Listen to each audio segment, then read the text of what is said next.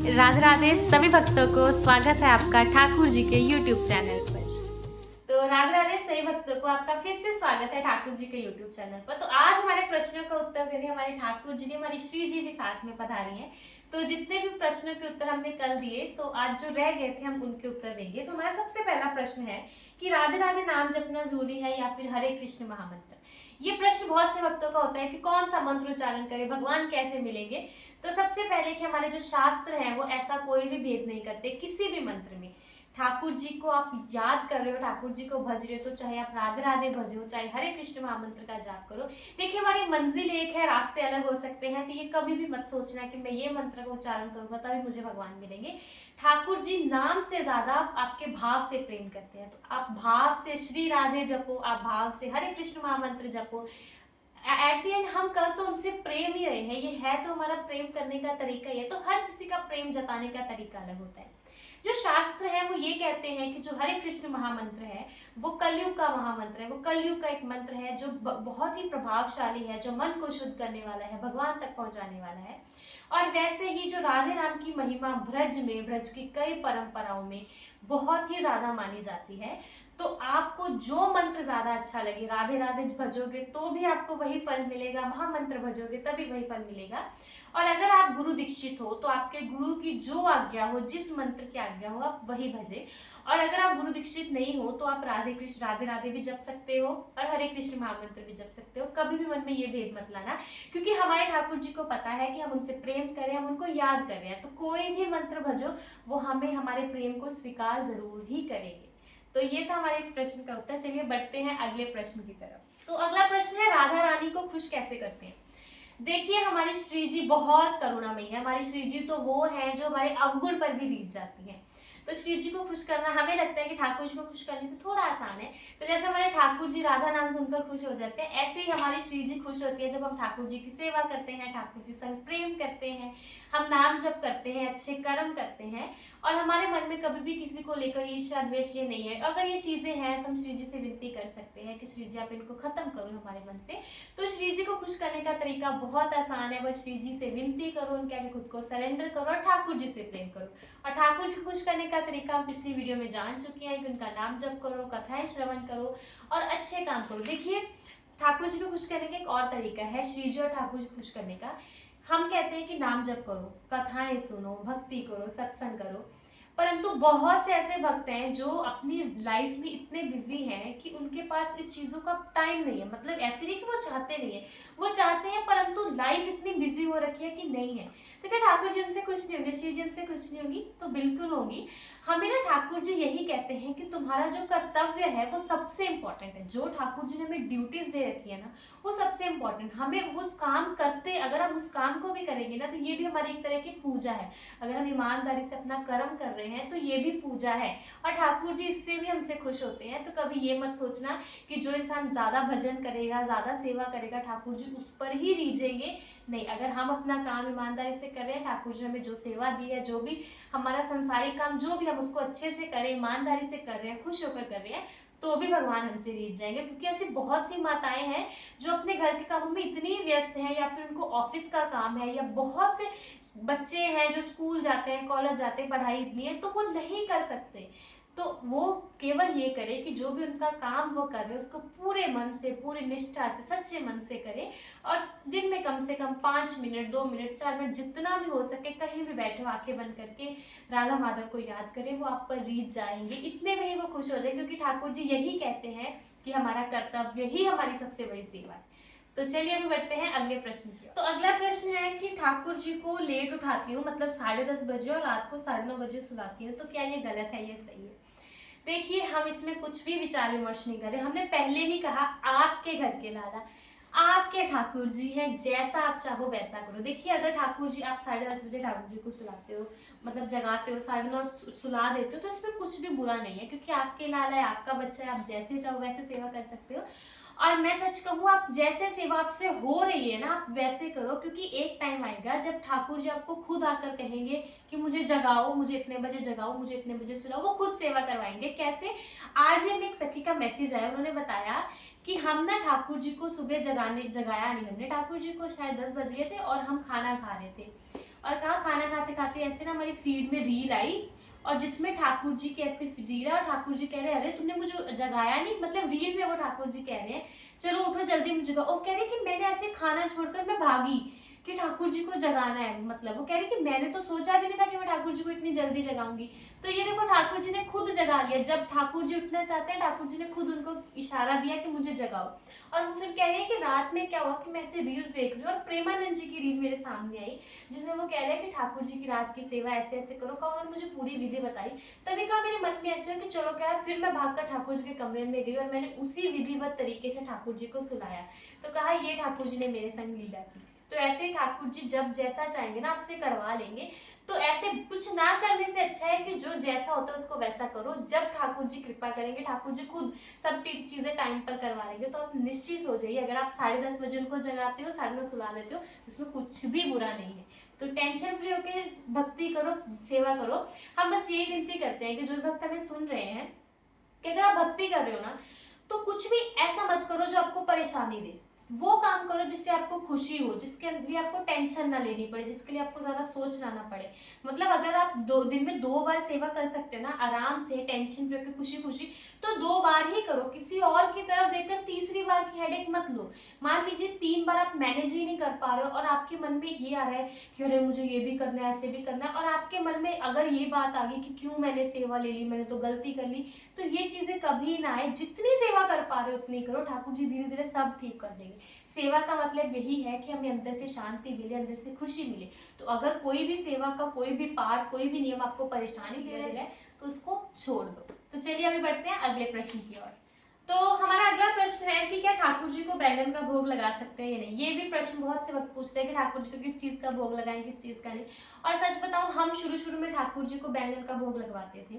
हमें नहीं पता था कि ठाकुर जी को बैंगन का भोग लगाना चाहिए नहीं लगाना चाहिए, परंतु हमने ऐसे रील्स में देखा कि ठाकुर जी को बैंगन का भोग नहीं लगाना चाहिए और कई रील्स में कहते हैं कि ठाकुर जी को बैंगन का भोग लगाना चाहिए। तो हमें क्या करना चाहिए? देखिए, सबसे पहले अगर तो आप गुरु दीक्षित हैं तो आपके गुरु की जो भी आज्ञा, अगर आपके गुरुजन कहे कि आप भोग लगा सकते हो तो आप भोग लगाइए, अगर वो कह रहे नहीं तो नहीं लगा सकते। कई परंपराओं में ठाकुर जी को बैंगन का भोग नहीं लगता, परंतु कई परंपराओं में ठाकुर जी को बैंगन का भोग लगता है। तो अभी हम क्या करें कि हमारे पास तो गुरु नहीं है, हम क्या करें? तो हम क्या करते हैं, अगर हमारे मन में ऐसा कोई भी प्रश्न होता है तो हम ठाकुर जी के आगे बैठकर उनको पर्ची डालते हैं। 2 पर्ची में, एक में कि ठाकुर जी आपको बैंगन का भोग लगा सकते हैं, दूसरे में ठाकुर जी आपको बैंगन का भोग नहीं लगा सकते। तो हम ठाकुर जी के आगे पर्ची डालेंगे, या तो हम विनती करके एक पर्ची आंखें बंद करके उठा लेंगे, अगर हम नहीं तो हम किसी से कहेंगे कि एक पर्ची उठा दो, उसमें जो आएगा हम वो करेंगे। क्योंकि जब हमारे पास कोई भी नहीं होता ना हमें बताने के लिए, तो हम सीधा इनसे पूछते हैं और यही एक तरीका है। तो अगर आपको किसी भी भोग को लेकर कोई भी डाउट होता है ना और आपको लगता है कि मुझे कहीं से कोई क्लैरिफिकेशन नहीं मिल रही है, तो आप सीधा ही ठाकुर जी से पूछिए और पर्ची डालिए ठाकुर जी के आगे कि ठाकुर जी आपको भोग लगाएं या नहीं, और जो भी उनका उत्तर होगा वो कीजिए। क्योंकि हम तो यही करते हैं और हमें नहीं पता कि आपके ठाकुर जी क्या करवाना चाहते हैं, वो भोग लगवाना चाहते हैं नहीं। तो आप पर्ची डाल के ठाकुर जी से जरूर पूछेगा और जो भी पर्ची में आए, एक बार में जो भी आ जाए आप वो कर लीजिएगा। राधे राधे। तो हमारा अगला प्रश्न है कि सखी हमारा भजन नहीं बन पा रहा है, पहले अच्छा भजन में होता था पर अब नहीं हो पा रहा है, तो क्या करें? तो ये हमारे साथ भी हुआ है, बल्कि ये बहुत से भक्तों के साथ होता है। हमें बहुत से ऐसे मैसेज आते हैं जो कहते हैं कि अभी ठाकुर जी से प्रेम नहीं होता, ठाकुर जी पर अविश्वास हो रहा है, ठाकुर जी से प्रेम नहीं कर पा रहे हैं, अब भजन नहीं कर पा रहे, मन नहीं लग रहा है, तो क्यों, क्या, कैसे हो रहा है? तो हमें इसका मतलब, हमने भी बहुत कोशिश की। हम तो ठाकुर जी के आगे बैठ के रोते थे, हमें लगता था कि ठाकुर जी हमसे नाराज हो चुके हैं कि हम भजन नहीं कर पा रहे, हम पहले जैसा नाम जप नहीं कर पा रहे, हम माला जाप नहीं कर पा रहे। मतलब करते भी थे ना तो मन में ऐसा था कि नहीं करना, या कुछ भी ऐसे है चलते फिरते कर लो ऐसे। तो इसका हमने तोड़ क्या निकाला कि जब हमें लगे ना कि हम ठाकुर जी से दूर जा रहे हैं तो हम ठाकुर जी के ज्यादा पास आने लग गए। हमने ठाकुर जी की कथाओं को श्रवण किया, ऐसे चलते फिरते या ट्रेवल करते हेडफोन लगा के कथाओं को श्रवण किया। ना चाहते हुए भी, अगर हम एक माला का भी मन नहीं करा, ना चाहते हुए भी हमने 2 माला की। अगर हम हरे कृष्ण महामंत्र की माला नहीं कर पा रहे, हमें ज्यादा लग रहा है, तो हम राधे राधे नाम जप कर रहे हैं। हम काउंटर लेकर हर जगह बस काउंटर से नाम जप कर रहे हैं कि हम किसी तरह से ठाकुर जी के साथ खुद को कनेक्टेड रखें। ठाकुर जी के पास बैठते थे, बातें करते थे, हमें अंदर से प्रेम भी नहीं आता था ठाकुर जी के ऊपर। मतलब हम देखते थे ना, हम उनसे खुद कहते थे कि ठाकुर जी हमें आप पर प्रेम नहीं आ रहा है। हम सेवा भी कर रहे थे ना तो ऐसे बेमन से कि अच्छा भोग का टाइम हो गया, चलो भोग लगा दो, ऐसे मन में उत्साह नहीं होता था कि आज ठाकुर जी के लिए ये बनाऊं, आज ठाकुर जी को ऐसे सजाएं। तो ये सब चीजें नहीं हो रही थी। तो सबसे पहले तो हमने ठाकुर जी के सामने बैठे, हमने आंखें बंद की और हमने ठाकुर जी से कहा कि ठाकुर जी, अगर हमसे जाने अनजाने में कोई भी अपराध बन गया हो, धाम का, वृंदावन धाम का, कोई वैष्णव का, कोई भी हमसे ऐसी गलती होगी जिस वजह से हम आपसे दूर हो रहे हैं, तो हम क्षमा चाहते हैं आपसे। और हम यही विनती करते हैं कि आप हमें उस गलती का एहसास दिलाओ, हमें बताओ हमने क्या गलती की है, और हम उस गलती को सुधारेंगे, क्योंकि हम आपसे दूर नहीं होना चाहते हैं। उसके बाद हमने धीरे धीरे अपना नाम जप बढ़ाना शुरू किया। नहीं भी मन कर रहा था तब भी हमने नाम जप किया। भक्तों का संग किया। भक्तों का संग तो हम नहीं कर सकते, तो हम डिजिटली जो भी भक्त अपनी कथाएं सुनाते हैं, कुछ भी ऐसा करते हैं, हम वही सुन सकते हैं। और हो सके तो ठाकुर जी के भजन ज्यादा से ज्यादा सुनो, ठाकुर जी के पास बैठो। नहीं भी मन करा खुद को फोर्स करो, और धीरे धीरे हम फिर ठाकुर जी के पास चले जाएंगे। हम अभी भी यही कहते हैं कि ठाकुर जी की भक्ति एक बीज है, वो बीज हम नाम जप से, अपनी भक्ति से, अपने प्रेम से बड़ा करते हैं। और कभी कभी ऐसा हो जाता है कि मौसम बदलने की वजह से वो थोड़ा सा सूख जाता है पेड़, तो उसको दोबारा हमें ही हरा करना है, और उसके लिए हमें नाम जप रूपी जल उसके ऊपर डालना है, अपना प्रेम, अपना भाव, ये सब कुछ करना है। तो इसी प्रकार से हम ठाकुर जी से दोबारा प्रेम कर सकते हैं। और ये सवाल बहुत से भक्त यही कहते हैं कि सेवा ही नहीं कर पा रहे हैं, तो हमें वो चीज करनी होगी। हमें ठाकुर जी से प्रेम फिर से शुरू करना होगा। ठाकुर जी की कथाएं श्रवण करें, नाम जप करें, भक्तों का संग करें, संतों की वाणी को सुने, और ठाकुर जी को प्रेम से अपना माने, ठाकुर जी के साथ बातें करें। और क्योंकि कई बार ऐसा होता है कि हमारे कई बार दोस्त ना, हमें उनसे भी ऐसा होता है कि अब मुझे इनसे दोस्ती नहीं करनी, परंतु हम रिश्ता नहीं छोड़ते, हम उस चीज को टाइम देते हैं। तो अभी ठाकुर जी को हमारी अटेंशन चाहिए। तो अगर वो हमें ये चीज रियलाइज करवा रहे हैं ना कि ऐसा नहीं हो रहा है, इट मीन्स कि ठाकुर जी जो है वो चाहते हैं कि हम वापस उनके पास पहले की तरह ही आए। तो ये आपके प्रश्न का उत्तर है। तुम्हारा अगला प्रश्न है कि ठाकुर जी को सुबह उठाना चाहिए क्या? शायद ये प्रश्न अधूरा है, परंतु जिनका भी ये प्रश्न है तो जी हाँ, ठाकुर जी को बिल्कुल सुबह उठाना चाहिए, और ठाकुर जी को रात को शयन भी करवानी चाहिए, क्योंकि ये बहुत ही जरूरी होता है। वो हमारे लिए एक छोटा सा बच्चा है, हमारे घर के लाला है वो, और वो हमारे लिए इस रूप में आए हैं, तो हमें ये सेवा जरूर करनी चाहिए। और जैसा भी आपका सिस्टम हो, मतलब जैसे भी आपको ठीक लगे, आप उस समय ठाकुर जी को सुला भी सकते हैं और जगा भी सकते हैं। तो हमारा अगला प्रश्न है कि हमें गुरु दीक्षा लेनी चाहिए पर कहाँ से ले, कुछ समझ नहीं आ रहा। देखिए, ये प्रश्न भी बहुत से वक्त कंफ्यूज होते हैं, क्योंकि आजकल हमें लगता है कि ये चीज का जवाब ढूंढना बहुत मुश्किल है कि हम किसे गुरु दक्षिणा ले, कौन कैसे करें। तो हम खुद इसका पर्सनली क्या करते हैं कि हमने ये सब चीजें ठाकुर जी पर छोड़ रखी है।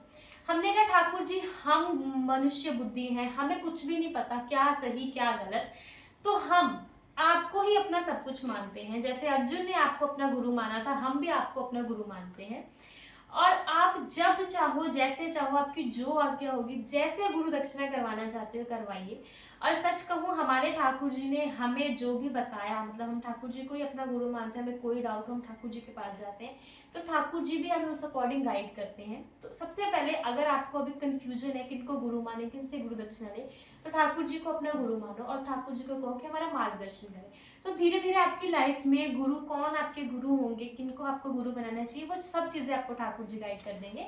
परंतु सबसे पहले आप ठाकुर जी को ही अपना गुरु माने, और उसके बाद आपको ठाकुर जी बताएंगे कि आप किन से गुरु दक्षिणा लो, कैसे लो, तो ये सब चीजें, और वो सब इंतजाम भी खुद ही कर देंगे। तो इसके लिए आप निश्चित हो जाइए। तो अब हमारा अगला प्रश्न है कि दिनचर्या कैसा होना चाहिए। देखिए, दिनचर्या कैसा होना चाहिए ये डिपेंड करता है कि हमारे पास कितना टाइम है। हम ये नहीं कहते कि आप अपनी बाकी सब चीजें छोड़कर केवल भगवान जी की तरफ लग जाओ, नहीं। अगर तो आपका दिनचर्या ऐसा होना चाहिए कि अगर आपका एक बच्चा होता तो आप उसका कैसे देखभाल करते, बस ये सोच लीजिए कि ये मेरे प्यारे हैं। और अगर दिनचर्या में आप ठाकुर जी की ऐसे प्रत्यक्ष सेवा नहीं कर सकते, तो भाव सेवा कीजिए, और ठाकुर जी का दिनचर्या वैसे डिसाइड कीजिए जैसे आपको आसानी हो उनकी सेवा करने से। क्योंकि हमें नहीं पता कि अभी आप स्कूल जाते हो, आप कॉलेज जाते हो, आप जॉब करते हो, आप हाउस वाइफ हो, या घर पे क्या कर रहे हो। तो अगर आप हमें मैसेज करके, डीएम करके पूरा बताएं कि आप क्या कर रहे हो, कैसे कर रहे हो, तो उस प्रकार से हम आपको बताएंगे कि आपकी दिनचर्या ऐसी होनी चाहिए। तो वैसे हमारी दिनचर्या कैसी होती है कि हम सुबह उठ के, हमारे सबसे पहले ठाकुर जी को स्नान आदि करने के बाद ठाकुर जी को जगाना, उनको स्नान आदि करके उनको भोग पवाना। फिर उसके बाद घर में होने की वजह से फिर ठाकुर जी को दूसरी बार, ठाकुर जी को जब हम सब लोग खाना खाते हैं, फिर ठाकुर जी को भोग पवाते हैं। फिर शाम दोपहर को ठाकुर जी को दोपहर का भोग पवाने के बाद हमारे ठाकुर जी 2 से 3 घंटे के शयन में होते हैं। उसके बाद जब ठाकुर जी जगते हैं, फिर हमारे ठाकुर जी भोग पवाते हैं। उसके बाद सीधा रात को भोग पवाने के बाद ठाकुर जी को शयन करवा देते हैं, और उसके बाद ठाकुर जी सुबह जगते हैं। तो तो हमारा दिनचर्या कुछ ऐसा होता है। और हमारे घर में ऐसा है कि ठाकुर जी की सेवा हम सब मिलकर करते हैं, तो किसी के ऊपर कुछ ऐसा बर्डन नहीं आता। तो अगर आप घर में अकेले सेवा करने वाले हो तो आप अपने अकॉर्डिंग चीजें मैनेज करो कि आप कैसे कर सकते हो, आप कौन सी सेवा कब कर सकते हो। और अगर आपको लगे कि आप दोपहर को ठाकुर जी को भोग पवाना चाहते हो परंतु आप घर पर नहीं हो, तो क्या करो, ठाकुर जी के पास कुछ ड्राई फ्रूट रख दो। अगर ड्राई फ्रूट नहीं रख सकते तो ठाकुर जी के पास चावल रख दो। और ये ना हमारी ये हमारी गैया, ये हम ठाकुर जी के पास रखते हैं कि हमारे मन में ये भाव होता है कि कभी हम ठाकुर जी को भोग ना पवा सके तो ये हमारी जो गैया है वो ठाकुर जी की सेवा कर देंगे। तो ऐसा भाव हमारे मन में होता है, तो ठाकुर जी की सेवा आप वैसे कर सकते हैं।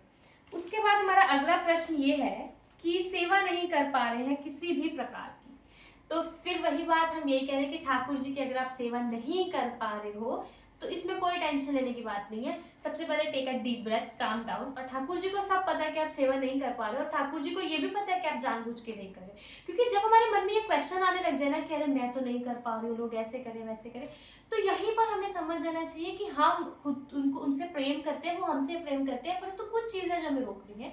तो आप सबसे पहले भाव सेवा से शुरू कीजिए।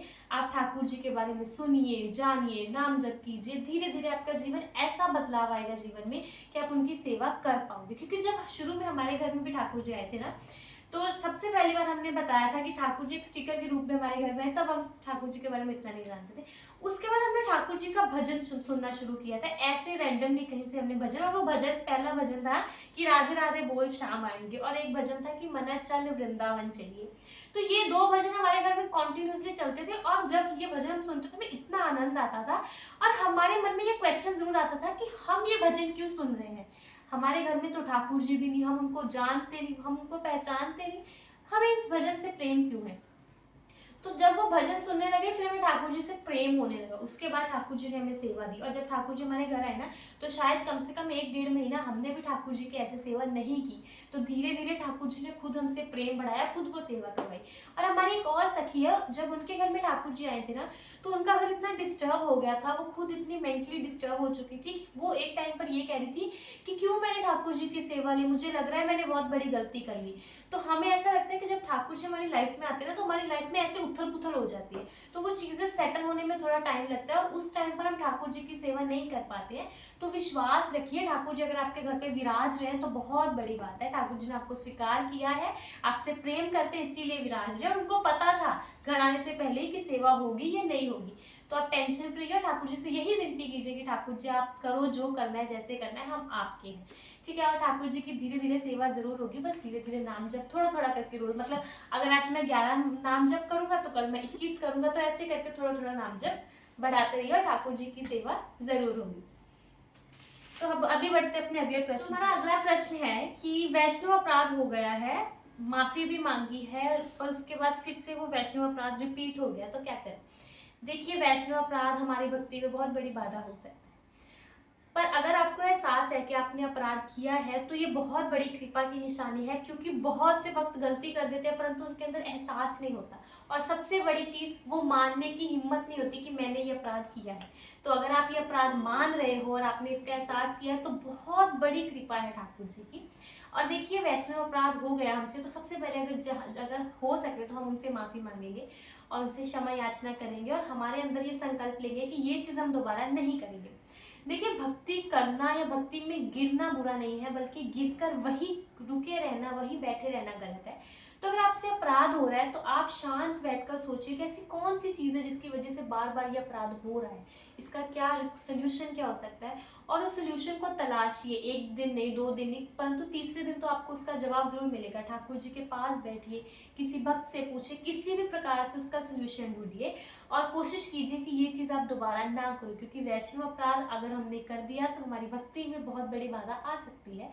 तो बस हम यही निवेदन करते हैं कि आपका जो भी इसकी वजह है, जिस वजह से ये हो रहा है, क्योंकि हमें पता है कि कोई भी हम जानबूझकर तो ये चीज नहीं करता, कोई ऐसी वजह होती है, कोई ना कोई ऐसी मजबूरी होती है जिस वजह से ये हो जाता है। तो आप उसके ऊपर ध्यान दीजिए और इसको सुधार लीजिए। राधे राधे। तो चलिए अभी पढ़ते हैं अगले प्रश्न। तो हमारा अगला प्रश्न है कि प्रसाद जब ठाकुर जी को भोग पाया, जब वो उठाया तो उसमें मच्छर या कई बार कोई मक्खी हो जाती है, तो उसका हम क्या करें, कि हमें उसको फेंक देना चाहिए, उसको ग्रहण कर देना चाहिए। देखिए, हमारे शास्त्रों में हमें ये सिखाया गया है कि हमें जो भी ठाकुर जी का भोग है, जो भी प्रसाद है भगवान जी का, हमें उसकी इज्जत करनी चाहिए। परंतु उसके साथ एक और चीज बताई गई है कि स्वच्छता, वो भी बहुत जरूरी है। तो सबसे पहले देखिए कि मान लीजिए आपने ठाकुर जी का जो भोग रखा, आप जब उठाया तो उसमें एक छोटा सा मच्छर है, तो आप उसको निकाल दीजिए और आंखें बंद करके मतलब उसको भोग को ग्रहण कर सकते हैं। परंतु अगर आपको लगे कि ये अभी खाना दूषित हो चुका है या ये फिर खाने योग्य नहीं बचा, उसमें से कोई स्मेल आ रही है, कुछ भी है, तो आप रिस्पेक्टफुली उसको किसी स्वच्छ जगह पर जाकर रख दीजिए या फिर किसी पौधे में डाल दीजिए या फिर पक्षियों के लिए डाल दीजिए, बल्कि उसका ऐसा कि वो पैरों में ना गिरे। और मोस्टली अगर तो इसमें मच्छर और मक्खी कुछ भी हो तो हम उसको निकाल कर हम प्रसाद को ग्रहण कर लेते हैं। तो अभी पता नहीं हमारे ठाकुर जी इसको क्यों नहीं ऐसे रख रहे हैं जी, हर कुछ टाइम बाद गिरी जा रहा है। तो अगर तो आपको लगे कि उसमें मच्छर मक्खी है वो उससे खा दूषित नहीं हुआ, थोड़ा सा ही है, तो उसको साइड पे निकाल दो। अगर जहां पर भी थोड़ा सा भोजन साइड पे निकाल दो और उसको ऐसे पैरों में मत फेंकना, कहीं किसी पौधे में या फिर किसी स्वच्छ जगह पे रख दो और बाकी को हम ग्रहण कर सकते हैं। और अगर हमें लगे किसी से स्मेल आ रही है, अभी खाने लायक नहीं बचा है, या फिर हमारे मन में भाव आ गया कि हम नहीं खा पाएंगे, तो बस उसको उसका अच्छे तरीके से मतलब किसी स्वच्छ जगह, किसी ऊंची जगह पे रखो ताकि उसको पक्षी खा ले, या फिर उसको किसी पौधे में डाल दो। तो इस प्रकार से उसका संभालना, मतलब अपमान नहीं होना चाहिए प्रसाद का। बाकी जैसे आपको अच्छा लगे आप वैसे कर सकते हैं। तो हमारा अगला प्रश्न है कि जय और विजय, उनका तीसरा जन्म कौन सा था, और जब वह अपनी सजा भोग रहे थे, जब वो मृत्यु लोक में थे, तो तब उनकी सेवा में उनकी जगह कौन था। तो चलिए इसका उत्तर जानते हैं। सबसे पहले जय और विजय कौन थे ये जानते हैं। जय और विजय हमारे वैकुंठ के द्वारपाल थे, ठाकुर जी के परम भक्त थे जो वैकुंठ की रक्षा करते थे। और एक दिन क्या हुआ, कुछ ऋषि वहां आए और उन्होंने कहा कि हमें वैकुंठ के अंदर जाना है, परंतु उन्होंने उनको रोक दिया। उनके मन में था कि ये बालक अंदर जाकर क्या करेंगे। तो क्या हुआ कि जब उन्होंने जाने दिया तो उनको एक श्राप दे दिया गया कि अभी उनको मृत्यु लोक प्राप्त होगा, और उनका पूरा जीवन बदल दिया इस श्राप ने। तो जब विष्णु जी वहां आए तो उन्होंने कोशिश की कि किसी प्रकार श्राप वापिस हो जाए, परंतु नहीं हो पाया। तो उन्होंने उनके आगे दो विकल्प रखे। पहला विकल्प ये था कि वो 7 जन्म भगवान की भक्ति करेंगे, उनकी भक्ति करने के बाद 7 जन्म के बाद उनको फिर से वैकुंठ प्राप्त होगा। और दूसरा था कि 3 जन्म वह भगवान के शत्रु बनकर जन्म ले और उसके बाद उनको फिर से वैकुंठ प्राप्त होगा। तो उन्होंने दूसरी सजा जो है उसको मान लिया कि हम आपके शत्रु बनकर पैदा होंगे, हमें जल्दी से हमारी सजा खत्म करके वापस आना है। तो पहली जो उनका पहला जन्म था वो हुआ था हिरण्यकश्यप और हिरण्याक्ष नाम के राक्षस बन के, जो कि भगवान ने वारा अवतार और नरसिंह अवतार लेकर उनका वध किया था। और ये बात है केड़ा युग का, और ये बात है सतयुग की। उसके बाद जब आया त्रेता युग, तो त्रेता युग में रावण और कुंभकर्ण बनकर उन्होंने अवतार लिया अपना दूसरा, जिसका वध भगवान श्री विष्णु ने राम अवतार से लिया। और तीसरा जन्म जो उन्होंने लिया द्वापर युग में, जिसमें वह और तीसरा जन्म लिया उन्होंने द्वापर युग में, जिसमें वह शिशुपाल और दंतवक्र नामक राजा बनकर आए और उनका वध किया विष्णु जी के 8वें अवतार श्री कृष्ण ने। और इस प्रकार उनका ये जो उनके 3 जीवन थे, 3 जन्म उन्होंने लिए, और भगवान के साथ जब उनका वध हुआ तो वो ठाकुर जी के बीच में ही विलीन हो गए। और उसका अगला प्रश्न था कि जब वो यहाँ पर थे तब उनकी जगह कौन थे। तो ऐसा शास्त्रों में कहीं भी जगह, अभी हमारे ज्ञान में ऐसा कुछ भी नहीं है कि इसका जवाब नहीं है कहीं भी, परंतु अगर किसी भी भक्त को इसका जवाब पता हो तो हमें जरूर बताएं। अभी के लिए शास्त्रों में इस चीज का जवाब नहीं दिया गया, क्योंकि भगवान की सेवा में कोई भी आ सकता है, तो वो तो भगवान जी की इच्छा जैसी होगी वैकुंठ में, वो तो ठाकुर जी जाने। परंतु हमारी जितनी भी हमें ज्ञान था, हमने उससे बहुत तुच्छ से ज्ञान से इतना ही ज्ञान प्राप्त किया है कि उस समय वो कौन थे भी अभी शास्त्रीय प्रमाणित नहीं है। तो ये था हमारे इस प्रश्न का उत्तर। और प्रश्न हमारी सखी ने पूछा है कि आप अपने ठाकुर जी का श्रृंगार कैसे करते हैं, उनको बहुत पसंद है। तो हमारे ठाकुर जी का ये जो बाजू का कंगन है, ये हमारे ठाकुर जी कभी उतारते नहीं है, क्योंकि ये चांदी के उन्होंने पहने और उनको बहुत प्रिय, वो उतारते नहीं है। तो हम सिर्फ ठाकुर जी को सुबह स्नान करवा के वस्त्र ओढ़ने के बाद इत्र लगाकर ठाकुर जी को जो भी गले में पहनना होता है मैचिंग वो पहनाते हैं। कानों में हमारे ठाकुर जी के कान बने नहीं है तो वो नहीं पहनते। तो ये वाला जो मस्तक का तिलक है हम सिर्फ उसकी सेवा करते हैं। और इधर हमारे ठाकुर जी के ऑलरेडी ना गालों पर ऐसे है एकदम, वो जब हमने ठाकुर जी का श्रृंगार करवाया था वो है। तो इधर हमारे ठाकुर जी के गालों पर कुछ भी नहीं है। तो जिस दिन ठाकुर जी का मन होता है तभी इधर श्रृंगार लगवाते हैं, नहीं तो वो इधर भी श्रृंगार नहीं लगवाते हैं। और मस्तक पे हम ठाकुर जी की चंदन सेवा करते हैं, और वो भी सिर्फ और सिर्फ गर्मियों में। तो ठाकुर जी के सिर्फ श्रृंगार में एक चंदन सेवा होती है, या फिर उनके जो गले का हार होता है वही होता है। उसके अलावा हमारे ठाकुर जी कुछ भी ज्यादा धारण नहीं करवाते हैं। तो ये थे सभी प्रश्नों के उत्तर। अगर कोई भी प्रश्न रह गया हो या किसी भी प्रश्न में कुछ हमसे गलत बोल हो गया तो हम सही भक्त से क्षमा चाहते हैं। और हम भी बहुत चीज़ें सीख रहे हैं, बहुत सी चीज़ों का ज्ञान हमें भी नहीं है, तो हमें बस खुशी है कि हम किसी भी काम आ सकते हैं। तो हम यही मानते हैं कि अगर हम आपके जवाब दे रहे हैं तो ये हम नहीं, हमारे ठाकुर जी दे रहे हैं, वो हमसे बुलवा रहे हैं, हम सिर्फ एक माध्यम है। तो हम आशा करते हैं कि आपके सभी प्रश्नों के उत्तर हमने दे दिए होंगे। अगर किसी वक्त का कोई प्रश्न अधूरा रह गया तो हमसे पूछ सकते हैं दोबारा। राधे राधे।